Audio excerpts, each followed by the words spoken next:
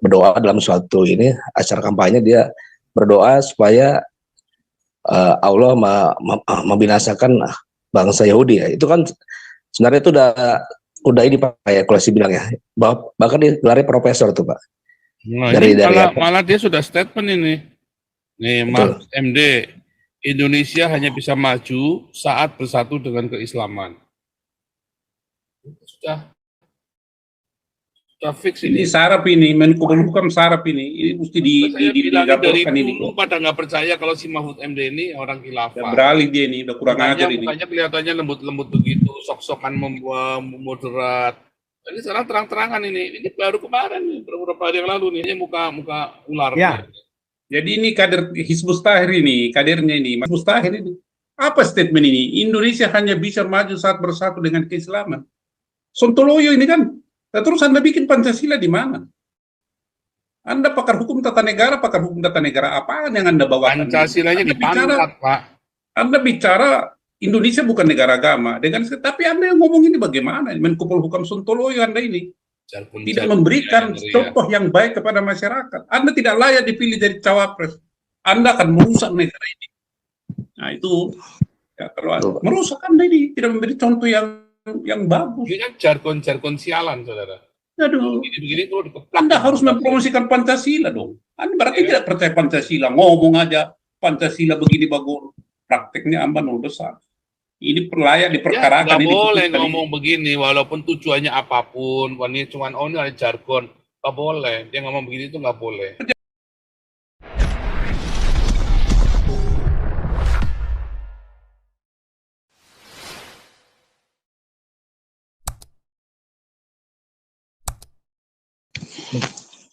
Shalom Pak Paul, malam Pak. Ya Pak. Ya kalau menurut saya sih cuma di channel ini Pak ya yang bisa membongkar Pak ya, membongkar wajah Indonesia yang sebenarnya gitu Pak ya. Karena selama ini kan kita selalu dibuai oleh Pancasila, Bhinneka Tunggal Ika gitu ya. Ternyata itu kita nih negara antisemit dan anti Kristen gitu Pak. Ya jadi kita paham Pak ya, paham kenapa Indonesia yang sudah puluhan tahun merdeka ini kenapa tidak pernah makmur Pak ya. Rakyatnya selalu hidup di bawah garis kemiskinan ya. Ya karena uangnya dipakai untuk perjuangan khilafah Pak ya, kalau saya bilang ya. Antara lain kan ekonominya betul, karena ekonominya ekonomi syariah dan juga pembangunan pesantren Pak ya, itu di zamannya Ma'ruf Amin nih puluhan ribu pesantren dibangun Pak ya. Dan juga dana haji Pak ya. Dana haji itu kan tiap tahun tuh kita kirim dana puluhan triliun Pak ya ke Arab Saudi Pak ya. Belum lagi dan juga yang dana-dana untuk perjuangan Hamas itu kan sebenarnya kan kita tahu lah bagaimana di bawah MUI ini mereka memungut halal Pak ya. Itu sebenarnya kan itu kan cuma kedok aja untuk mereka. GC ya Pak sebenarnya ya, untuk membantu perjuangan Hamas itu ya. Jadi sebenarnya ini Pak, menurut saya ini di Indonesia sekarang ini ada pemerintahan bayangan kalau saya bilang ya. Jadi itu dikuasai oleh MUI ya sebagai ini ya, sebagai ya yang utamanya gitu Pak. Jadi bukan rahasia umum Pak ya, perguruan tinggi di Indonesia ini juga sudah dikuasai oleh gerakan ini antisemit ini ya. Yang contoh yang paling baru-baru ini kan contohnya ada seorang profesor Pak ya. Profesor dia juga cawapres dari salah satu kandidat 2024 ya. Profesor Mahfud MD Pak ya. Dia berdoa dalam suatu ini acara kampanye, dia berdoa supaya Allah membinasakan bangsa Yahudi ya. Itu kan sebenarnya itu udah ini Pak ya, kalau saya bilang ya. Bahkan dia gelarnya profesor tuh Pak. Nah, malah dia sudah statement ini. Nih, Mahfud MD, Indonesia hanya bisa maju saat bersatu dengan keislaman. Sudah fix ini sarap ini, Menko Polhukam sarap ini mesti dilaporkan ini. Dulu pada nggak percaya kalau si Mahfud MD ini orang khilafah. Beralih dia ini, udah kurang ajar ini. Mukanya kelihatannya lembut-lembut begitu, sok-sokan moderat. Ini sekarang terang-terangan ini baru kemarin nih, beberapa hari yang lalu nih. Ya dari Ya, dulu Pak, sebenarnya saya bilang dia khilafah Pak. Kita lihat saja bagaimana setting penangkapan terhadap MKC. Dia di belakangnya dengan Ma'ruf Amin. Jadi ya sebenarnya dia sudah terang-terangan lah dari dulu. Cuman ya dia bermain licik lah di dalam Memang ini pemerintahan. mukanya muka ular. Ya. Jadi ini kader Hizbut Tahrir ini, kadernya ini. Makanya saya bilang kader-kader Hizbut Tahrir itu sudah menyebar ke berbagai parpol ya. Juga ini cawapres ini juga ditengarai menjadi kuda Troya daripada Hizbut Tahrir. Mereka ini sangat licik loh. Mereka ini cerdas. Jadi apa yang terjadi di Amerika, di Eropa itu mereka pelajari dengan seksama. Dan itu yang terjadi di Indonesia. Tahun 1821 terjadi di Sumatera Barat dan itu mereka ulang-ulang dengan modif tergantung kepada situasi kekinian. Jadi kita harus waspada. Mau dia sekelas rektor MIT dia mau sekelas rektor Harvard, itu kan semua mereka susupi. Mereka cerdik dan luar biasa. Nah ini termasuk Mahfud ini, kadernya ini mungkin, kader Hizbut Tahrir ini. Apa statement ini? Indonesia hanya bisa maju saat bersatu dengan keislaman. Sontoloyo ini kan, terus Anda bikin Pancasila di mana? Anda pakar hukum tata negara apaan yang Anda bawakan? Pancasilanya dipangkat, Pak. Anda bicara Indonesia bukan negara agama, tapi Anda yang ngomong ini bagaimana? Menko Polhukam Sontoloyo Anda ini tidak memberikan contoh yang baik kepada masyarakat. Anda tidak layak dipilih jadi cawapres. Anda akan merusak negara ini. Nah itu ya, kalau merusak Anda ini tidak memberi contoh yang bagus. Ini kan jargon sialan, saudara. Aduh, begini Anda harus mempromosikan Pancasila dong. Anda berarti tidak percaya Pancasila, ngomong aja Pancasila begini bagus. Prakteknya nol besar. Ini layak diperkarakan. Nggak boleh ngomong begini, walaupun tujuannya apapun. Ini cuma ini ada jargon. Nggak boleh. Dia ngomong begini itu nggak boleh. Pejabat negara. Harusnya dia bilang Indonesia hanya bisa maju saat Pancasila itu diterapkan. Iya. Dan benar. Itu yang harusnya dikatakan sama dia. Kalau nggak kalau masih penasihat BPIP ini Pak, ini harus dipecat ini. Dipecat oleh Pak Jokowi ini. SK-nya keluarkan dari BPI, Badan Penasihat Pengamalan ini, Ideologi Pancasila. BPIP lagi di anggota BPI. Nah, ini sekarang BPII dia nih, Badan Pembinaan dan Pembinaan Ideologi Islam Indonesia. BPII ini sekarang ini, kawan ini. Gila. Gobloknya minta ampun deh. Gak puas nih sama rakyat ini. Lanjut Pak Roy, sorry dipotong tadi. Jadi ini Pak, kandidat yang sekarang ini capres-cawapres tempatnya semua udah perwakilan khilafah semua ya kalau kita bilang Pak ya. Ya termasuk juga Mahfud MD. Iya, Ganjar, apalagi Anies ya. Anies kan terang-terangan waktu Pilkada Jakarta bagaimana itu pilkada paling brutal Pak yang pernah ada di Indonesia Pak ya. Masa berkumpul di Monas begitu diajak dengan jargon anti agama begitu, anti semit Pak. Sebenarnya siapapun yang menang sebenarnya ya ujung-ujungnya kita ya memang sulit Pak.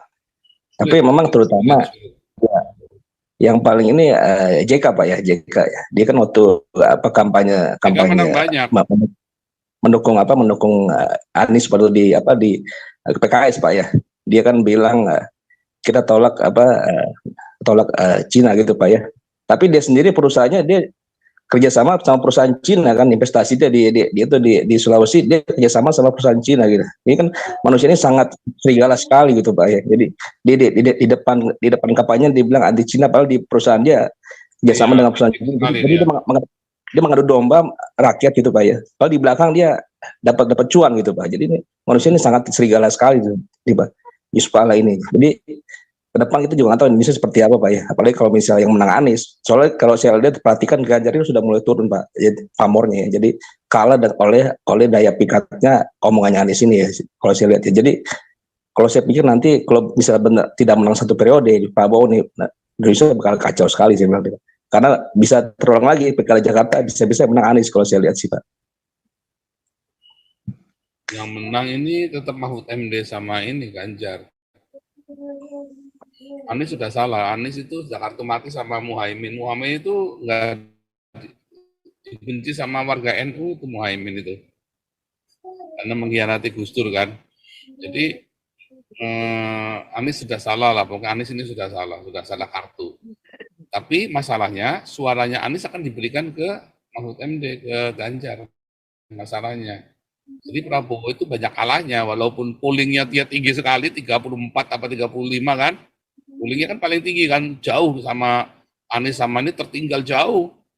Tapi kalau Anies sama Ganjar gabung, ya Prabowo kalah. Itu yang terjadi kan dengan Pilkada Jakarta. Anies sudah kalah sama Ahok jauh, tapi begitu gabung sama si Agus, ya Ahok selesai. Putus. Ini kayak Prabowo sama terulang kembali. Prabowo juga putus. Nanti yang menang ya si Ganjar ini, karena sudah beli tiket, bayar pakai Panji Gumilang kan, bayarannya kan, asetnya Panji Gumilang yang 5 triliun itu kan. Iya. Sudah dibayar, udah bayar lunas ya ini si Muhtemde kan kemarin sudah saya bilangin, ini Panji Gumilang nggak bakal lolos, ya nggak bakal lolos, karena dibayar lunas. Muhtemde ini udah bayar lunas wapresnya dia. Kalau sudah nasionalis dengan radikal bersatu, mereka bisa ngapa-ngapain saja. Udah punya mereka, dunia punya mereka, istilahnya Indonesia udah punya mereka. Bisa dibeli semua buat mainan doang, cuma buat mainan aja, yang lainnya cuman gigi jari. Sepinter apapun, mau sejujur apapun, ya gigi jari. Ya kan? Kan kartunya dipegang nasionalis dengan radikal. Dari awal sudah salah, karena gereja itu nggak berani. Kalau dari gereja itu pengecut, yang nggak berani, sembunyi di balik katanya kasih Kristus, padahal takut, bukan karena kasih, karena takut.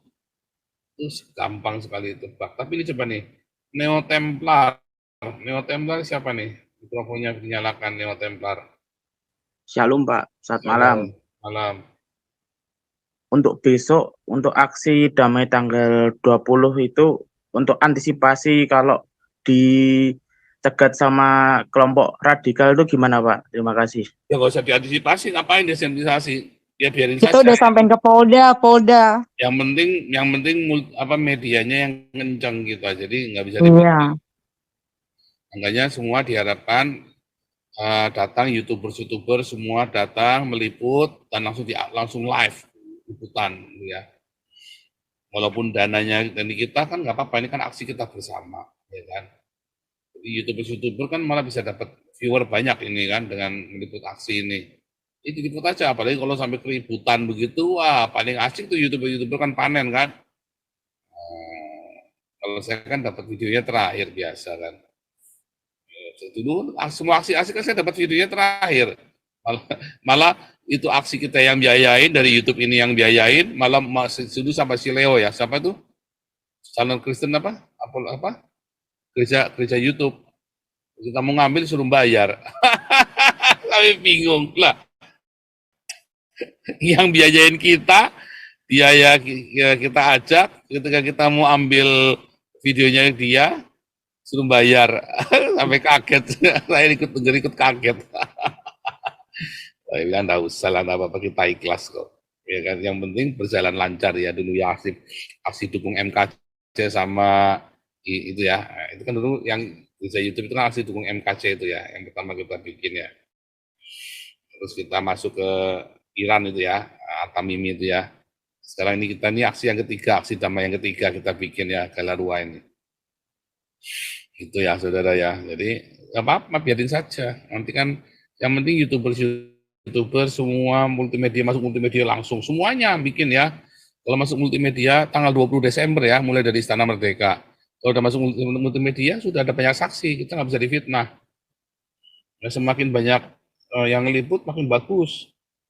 Gitu ya. Tapi ini sudah ada Melkior nih. Terakhir Melkior ya, terakhir ya. Silakan. Karena saya harus melakukan sesuatu nih. Melkior, silakan. Mikrofonnya dinyalakan. Malam Pak Paulsang. Malam.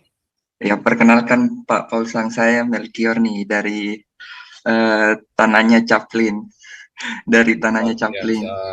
Ya, ini pertama kali Pak nih saya gabung di Zoom, baru berani ngomong. Setelah biasanya sih saya belum berani ngomong, ini baru berani ngomong nih, mau cerita-cerita dulu nih Pak Paulsang. Ya, dari topik ini akhir-akhir ini ya Pak Paulsangnya, saya lihat di Indonesia itu sudah banyak gesekan-gesekan itu loh Pak, kayak antara Kristen dengan Islam gitu, apalagi di tanah sini yang punyanya Chaplin itu, waduh parah banget sih. Saya lihat-lihat. Nah, terus saya nggak tahu ya kenapa akhir-akhir ini mereka orang-orang di sini ya, orang di sini mereka itu suka itu loh bawa apa bendera-bendera itu yang apa Palestina, Palestina. sama Ya, hitam-hitam itu ya. ya, tapi yang mereka itu kalau orang dewasa saya sih mengerti, tapi kadang ada anak TK yang disuruh bawa pakai embel-embel gitu loh. Mobil-mobil mereka ditempeli bendera gitu. Wah, parah kalau di Makassar. Terus ada kemarin berita apa tuh saya sempat dengar ya kan untuk kita di gereja yang di sini ya mereka itu kayak nggak suka gitu loh kalau orang Chaplin sini kan mereka nggak suka kalau dengar-dengar yang apa-apa yang tentang Kristen gitu mereka kurang kurang apa gitu loh. Nah kita terus terang ya di Makassar itu ada satu juga itu saya nggak tahu mungkin Pak Paulsen pernah dengar nggak itu yang namanya Bang Zuma. Bang Zuma. Nah, itu mereka dia juga apa suka itu menjelek-jelekan kita juga loh di sini. Nah, itu mah cuman tukang beca, cuman tukang ojek, Grab itu nggak laku. Banyak gesekan kalau di sini akhir-akhir ini saya nggak lihat gimana. Cuma saya itu aja sih saya lihat Saya nggak punya nyali, ya, ya kita nantang saya, tapi nggak berani, alasannya banyak lah. ya itu aja sih Pak Paul saya lagi Nampak mau muka, berani bicara katanya ya. Laskar Islam paling berarti nampak muka aja nggak berani. Saya nggak ngerti sama orang-orang Islam ini ya. Negara-negara mereka yang mayoritas, saya saja berani nampak muka begini. Mereka Pak nampak Paul, muka nggak berani. tadi Haisan kan datang, tapi kok kabur dia? Haisan Haikal Haikal. Haikal Hasan tadi nggak Ah, tahu. iya, Haikal Hasan. Haikal Hasan masuk tapi nggak berani ngomong. Nggak berani lah kalau apologet Islam sama saya mah udah pada nggak berani lah. Dari ya mau kok kita aja milih mati kok. Saya tantang debat malah mati. Ya kan karena udah pasti ya Yudi Mulyana kena, siapa lagi tuh? Yudi Mulyana, Ali Makrus, Agustan. Debat sama saya langsung udah baptis. Ya kan? Ali Makrus kan asalnya debat sama saya tuh di Surabaya. Yudi Mulyana, saya samperin ke rumahnya tuh Yudi Mulyana tuh di Haur Gelis itu ya. Nah, terus siapa lagi itu siapa Gustan ya, Gustan kesini ya, kesini 2 kali, sisa lah berat. Makanya pada takut orang-orang Islam itu sama saya debat. Akhirnya datang ke sini cuma menghujat-hujat saja. Terus malah nuduhnya katanya saya menghujat-hujat, padahal mereka yang menghujat-hujat, nuduhnya saya menghujat-hujat. Bingung. Oke, kita tutup dalam doa. Ada lagi tambahan nggak Pak Santi Amar? Kalau ada mau tambahan boleh Pak Santi Amar. Kalau mengenai itu sih gini aja, teman-teman nggak usah ragu-ragu untuk itu ya. I am Adam itu, tetapi berpartisipasi, adapun isu-isu di luar sana itu nggak usah ditanggapi ya. Ada mungkin terlalu di-blow atau dibesar-besarkan gitu ya, nggak usah ditanggapi. Kita tetap diskusikan itu berbagai kemungkinan, input-input ataupun masukan-masukan itu dengan tim kita yang sudah paham seluk-beluk mereka ini selalu kita diskusikan ya, dan masukan-masukan dari mereka kita jadikan menjadi merumuskan kebijakan kita, langkah-langkah kita. Saya tidak bisa sebutkan satu persatu di sini. Kalau teman-teman mau datang ke kantor Galarua, kita di sana begadang itu nanti ya. Dalam waktu dekat akan begadang dan mempersiapkan segala sesuatunya. Nah, yang kedua adalah ingin saya sampaikan kepada teman-teman, dan ini adalah fenomena global ya, sama seperti Hamas ini, mereka itu kan Ikhwanul Muslim. Ikhwanul Muslim itu orang-orang cerdas itu ini. Tapi mereka didukung duit oleh negara-negara seperti Iran, maka itu sangat cepat kemana-mana. Apa yang dilakukan di Amerika, di Eropa, mereka sudah lakukan di Indonesia pada 1821. Dilakukan pasca Soeharto berkuasa sampai dengan hari ini, yaitu menggarap itu kampus-kampus. Yang menggarap kampus-kampus dan mahasiswa itu. Mereka diberi teori, diajak diskusi segala macam, sehingga mereka beralih dan mencintai itu namanya ajaran-ajaran Hizbut Tahrir itu. Ini teman-teman, jadi kalau Amerika dan yang lain-lain udah terlambat itu, karena apa? Mereka terlena oleh sikap kemanusiaannya itu. Nah, di Indonesia, Bapak Ibu, mereka makin melebar lagi, saya katakan. Mereka sudah melebur atau bergabung dengan berbagai parpol, ingin menguasai parlemen. Jadi bisa Bapak Ibu bayangkan kalau mereka nanti mayoritas di DPR, coba software-nya udah hardware-nya sudah dikuasai, yang lain-lain ini gampang. Jadi tinggal tunggu waktu saja. Apa yang ingin saya sampaikan kepada teman-teman adalah galang semangat persatuan, galang semangat keberanian, sampai nanti suatu saat kita mengatakan kalau begini, kami lebih baik berpisah. Saya berharap TNI dan Polri bisa memahami ini. Ya. Kami lebih baik berpisah, karena kita akan tersiksa hidupnya, nggak ada gunanya. Itu saja dari saya, Pastor Paul. Terima kasih, Tuhan memberkati kita semua. Ini brosurnya kurang nomor rekening sama hotline Galarua loh, Pak. Di mana ini? Ini brosurnya, iya, kurang nomor. Ini flyer ini, Pak. Flyer iya, ini Pak. nanti Bikin apapun nomor rekening jangan lupa tampilkan, Pak. Oh, dimasukkan ya? Iya Oke. dong, itu kan kesempatan kita promo nomor rekening sama hotline-nya Galarua supaya menghubungnya kemana. Oke, ya Jangan nanti lupa. ditambahkan. Belum Ya. dicetak itu. Yuk.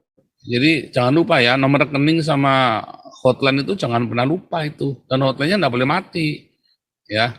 Oke, kita tutup dalam doa nih. Lanjut nih, siapa nih?